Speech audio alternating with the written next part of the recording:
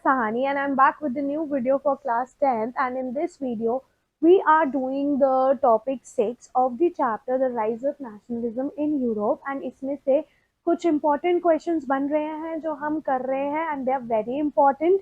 And as I have already told you कि ये chapter 5 marks का आ रहा है और इसमें से एक 5 मार्क का क्वेश्चन तो पक्का बनता ही बनता है, तो इसके क्वेश्चन अकॉर्डिंगली कर लीजिए. हर एक टॉपिक के क्वेश्चन आंसर्स ऑलरेडी अपलोड कर दिए गए हैं एंड उसका लिंक नीचे डिस्क्रिप्शन बॉक्स में दिया गया है. So let's get started to this one.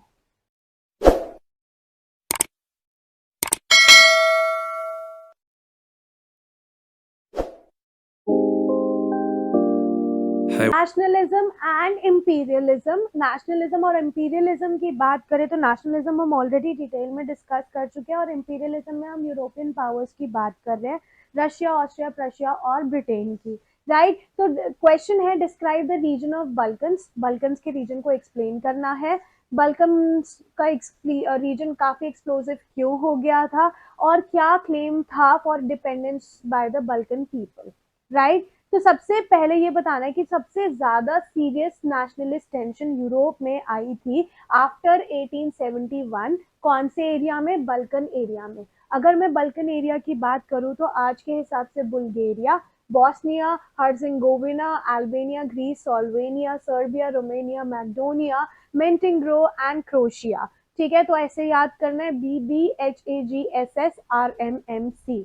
इनके बल्कन्स के इनहैबिटेट्स को स्लैव्स बोला जाता था and large part of the Balkan was controlled by the Ottoman empire.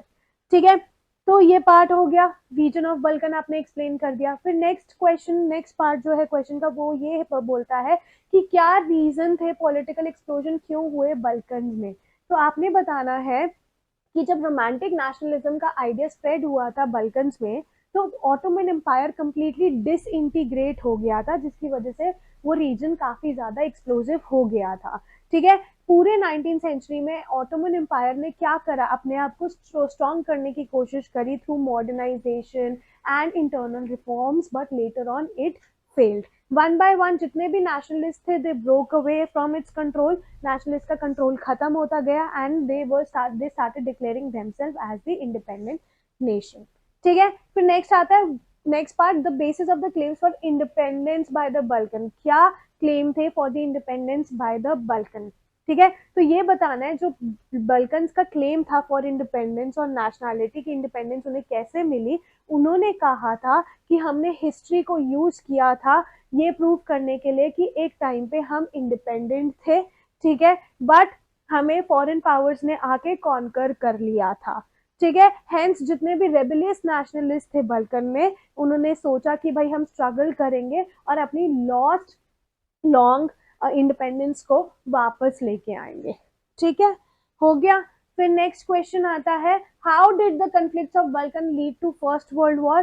जो कन्फ्लिक्ट्स हुए थे बल्कन के उसमें फर्स्ट वर्ल्ड वॉर क्यों हुआ, फर्स्ट वर्ल्ड वॉर कैसे हुआ, या फिर यूरोपियन पावर्स ने बल्कन कन्फ्लिक्ट्स का एडवांटेज कैसे उठाया अपने इंपीरियल एम को फुलफिल करने के लिए. तो आपने ये बताना है कि जो बल्कन्स के स्टेट्स थे, जितनी भी स्टेट्स थी बल्कन्स में, वो काफी ज्यादा जेलस थी एक दूसरे के से and they always wanted to gain the territory of each other. ठीक है, मैटर्स कॉम्प्लिकेट तब हुआ जब बल्कन्स का यूरोप का अटेंशन पड़ा बल्कन्स पावर के ऊपर और उन्होंने यूरोपियंस ने क्या किया, यूरोपियन पावर्स ने बल्कन्स के वीकनेस का फायदा उठाया. क्या वीकनेस थी कि they are jealous of each other and they just wanted the territory of each other. ठीक है, तो यूरोपियन पावर्स और बल्कन उस टाइम पे काफी ज्यादा इंटेंस राइवलरी बन गए थे. ठीक है, एंड वो एक दूसरे की कॉलोनीज को इनेक्स करने की कोशिश कर रहे थे, कब्जा करने की कोशिश कर रहे थे with naval and military power. तो जितनी भी पावर थी, Germany, England, Russia, Austro Hungary, उनका ये था कि हम बल्कन का कोई ना कोई रीजन अपने अंडर कर ले, जिसकी वजह से वॉर शुरू होने लग गए एंड फाइनली वो वॉर जो है फर्स्ट वर्ल्ड वॉर में टर्न हो गया. Right, nationalism aligned imperialism led to European disaster in 1964. तो नेशनलिज्म के साथ इंपीरियलिज्म भी कंप्लीटली डिजास्टर में चला गया 1964 में. बहुत सारी कंट्रीज थी वर्ल्ड की जो यूरोपियन पावर्स ने अपने अंडर कर रखी थी, and now they also started opposing against the imperial domination. ठीक है, एंटी इंपीरियल मूवमेंट शुरू हुई पूरे कंट्री में, पूरे वर्ल्ड में।